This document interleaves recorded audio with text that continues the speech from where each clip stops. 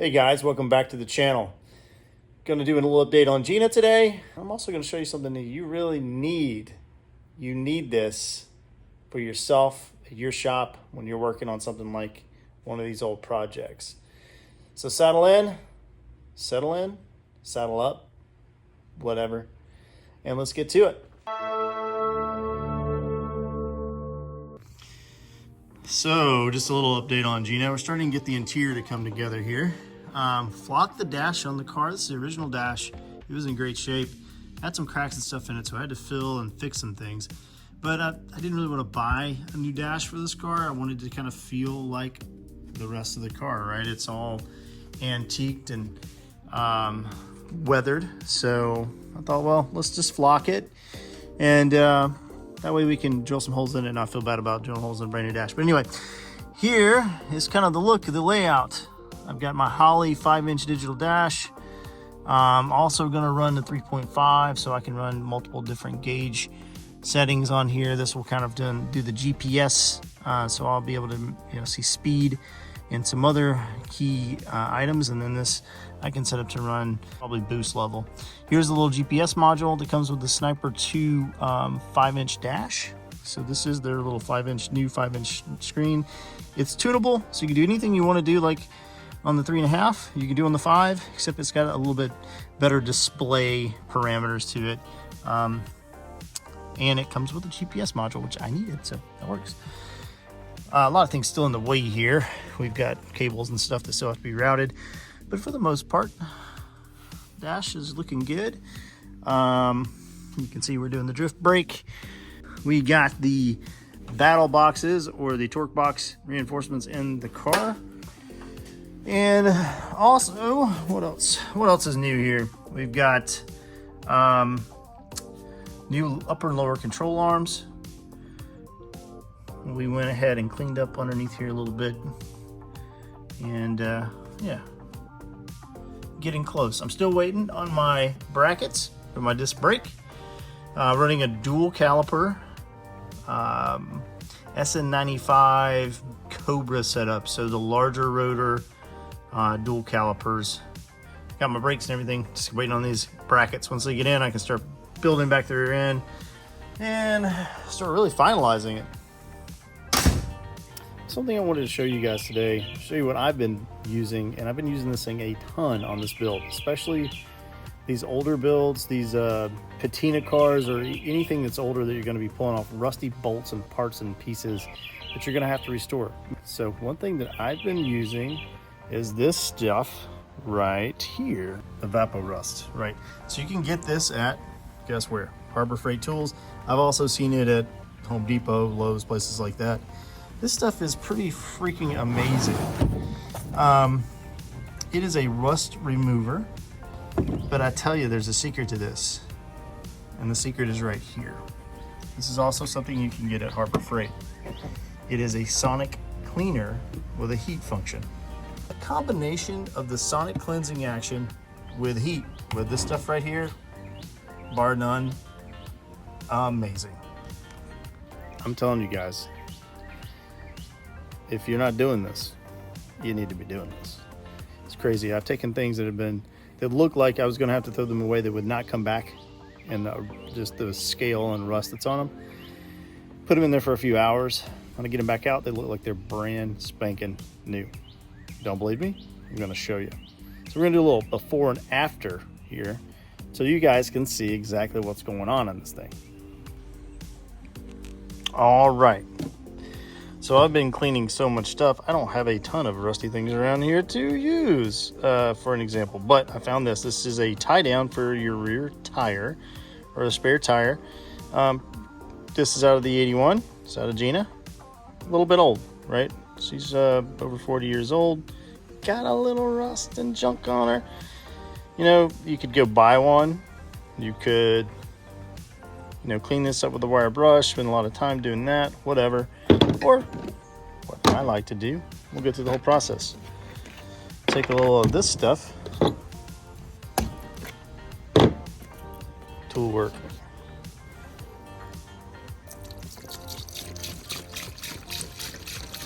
Fill her at. Is that enough? A little bit more. All right, that'll do it. Turn our heat on. You can see the numbers here. We'll set the action on there. Oh, we got bubbles here. What I wanted to show you, some of that bubble action out. Look at this. Look how this thing is just already just crushing that rust. All right, we're back. It's been about, I'd say 2 hours since we started this. I've added a bracket in here that I needed worked a little bit, but as you can see, here we're gonna go in. Look at that. Look at this guy. And that is like fresh down to the bare metal. I don't know if I can get it to focus, but ready to paint basically. This combination works out really great. I like it. Easy to get, cheap. I think this thing's about 80 bucks, $89 at Harbor Freight. This is about 25 to 30 bucks at Harbor Freight. And you can restore parts, you know, that are less than about 12 by 8. It'll go into this. So lots of little nuts and bolts, parts and pieces. This thing is phenomenal. You gotta do it. Final result. Look at that. Like the day it was stamped. All right, while we're waiting on our solution in our part 2 de-rust, I worked a little bit on these valve covers.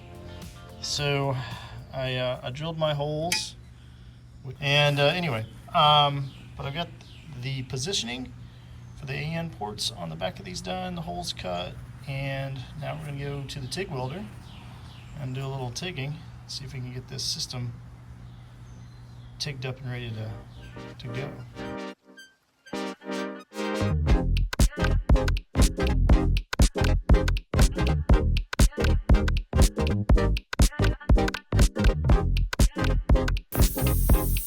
All right, so confession time.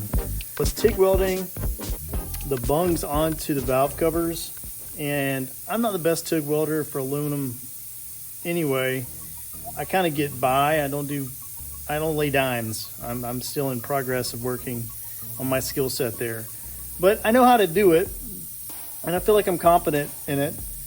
But I had a hell of a time trying to get these things to TIG up, and ended up ruining one of the bungs. The other one valve cover I got done, but it looked like crap. The other one, I just never could get it to light up right. And I think a lot of it has to do with the porosity of these old valve covers. Like, they're just very porous cast aluminum, and they got years of grime, grit, oil, and crap in them. And it's just, I couldn't get them clean enough to get a good weld. So I changed up my plan a little bit. I'll show you. So what I'm doing is instead of doing weld-in bungs, which I think would look nicer, I changed up the game plan and I went with these guys. So these are just a bolt-through style. So they've got a nut on the backside, and they're pretty low profile. I don't think I'm going to have any valve train clearance issues. I don't have roller rockers or anything massive on this engine. They're just factory stamp rocker arms. So I checked my clearances. I think I'm good. I don't think there's anything to be worried about there on that. And it looks very clean. It's going to clean up and look just fine. I'm probably going to do some JB weld just to make sure it's solid and just confirm that I'm not going to have anything come off into the valve train. So I'll JB weld them up, but that's what I'm going to go with. All right, guys. Well, that's the plan. Not quite as cool as TIG welding it up, but I gotta grow my skill set a little bit on some of this aluminum TIG stuff. I'm getting good at it, but I'm not great. So, hey, things like this happen. You know, you think you're gonna do it one way and end up having to compromise and do something different. But that's all part of the game. That's part of the fun of fabricating and working on these cars, is learning new skills, but also being adaptable, right? Figuring out how to do something different when the case arrives. So anyway, that's going to finish up this episode of Southeast Speed Shop. But if you haven't already, please like the video, subscribe to the channel. Going to do a lot more of this stuff in the future. Got Gina first fire coming up just in a couple of weeks, hopefully. And then we're going to be out and about on the show circuit with that car. So come along with us. Anyway, Southeast Speed Shop is out. See you guys next time.